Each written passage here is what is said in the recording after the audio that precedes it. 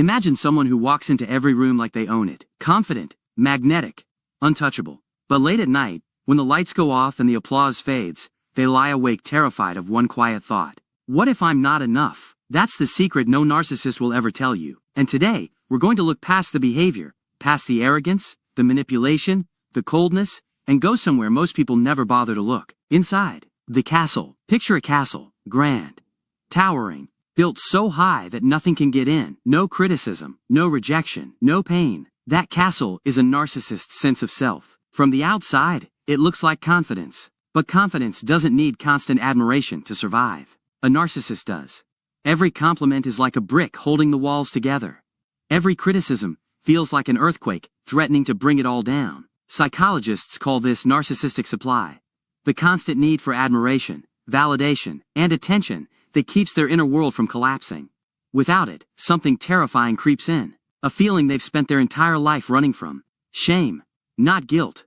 Shame. Guilt says I did something wrong. Shame says I am something wrong. And for a narcissist, that feeling is so unbearable that their entire personality is built as a fortress to keep it out. Where it begins, no one is born a narcissist. Something happened. Something taught that child that being ordinary wasn't safe. Maybe they were praised only when they performed, top grades, best behavior, biggest achievement. Love felt like a reward, not a given, so they learned to chase it. Or maybe the opposite happened. Maybe they were invisible, neglected, made to feel small so often that the only way to survive was to build themselves up so big that no one could make them feel small again. Either way, the brain adapted. It built a version of self that didn't need anyone, or appeared not to.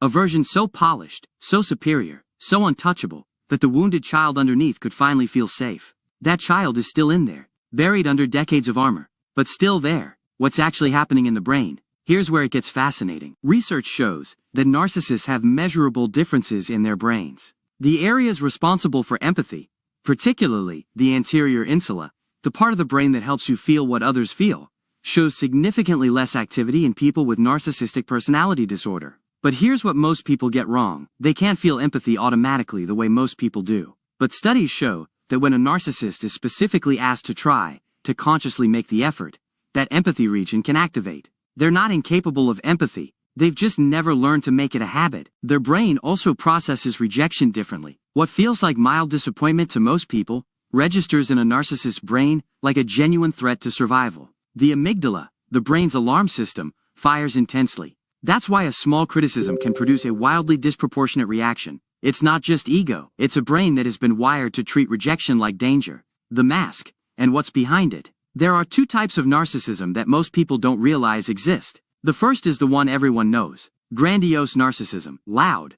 Dominant. The person who talks over everyone, needs to be the smartest in the room, and genuinely believes the rules don't apply to them. But the second one is quieter, harder to spot. Vulnerable narcissism. This person seems shy, even withdrawn, but underneath is the same deep hunger for admiration, and the same rage when it doesn't come. They play the victim masterfully. They suffer loudly and privately keep score of every slight. Both are wearing a mask. And behind both masks is the same thing, a person who never learned that they were enough just as they were, the people around them. If you've ever loved a narcissist, a parent, a partner, a friend, you know the particular exhaustion of it. The way the conversation always circles back to them. The way your pain somehow becomes about their pain. The way you find yourself shrinking, apologizing, questioning your own memory of what actually happened. That's not an accident.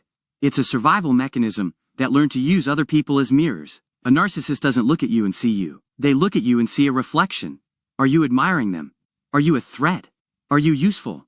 And the cruelest part? They often don't know they're doing it. The mask has been on so long they've forgotten there's a face underneath. Can they change? This is the question everyone wants answered. The honest answer is, rarely, but not never. Change for a narcissist requires something most of them spend their whole lives avoiding. Vulnerability. The willingness to sit with shame, instead of running from it. To take the mask off and not immediately put another one on. Therapy can work. Specifically approaches that slowly build a person's ability to tolerate their own imperfection. But it only works when the narcissist chooses it. Not because someone forced them, not to win someone back, but because somewhere, underneath everything, that quiet voice got loud enough. The voice that wonders what it would feel like to be truly known. And still loved. We spend so much time asking, why does this person keep hurting me? But maybe the more powerful question is, did you ever see glimpses of the person behind the mask? A moment where the walls came down, even briefly. Or maybe you recognize some of this in yourself, the way you reach for validation, the sting of criticism that hits harder than it should. Because the truth is, narcissistic traits exist on a spectrum. Most of us carry a little of this. The difference is, whether it controls us, or whether we're brave enough to look at it honestly. Subscribe, like, and drop a comment below. Did someone specific come to mind while watching this? A parent? A partner? Or did you see a little of yourself in any of this? Let's talk about it. Because you're not alone in this.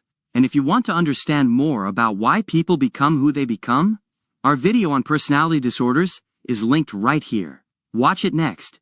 It will change how you see everyone around you.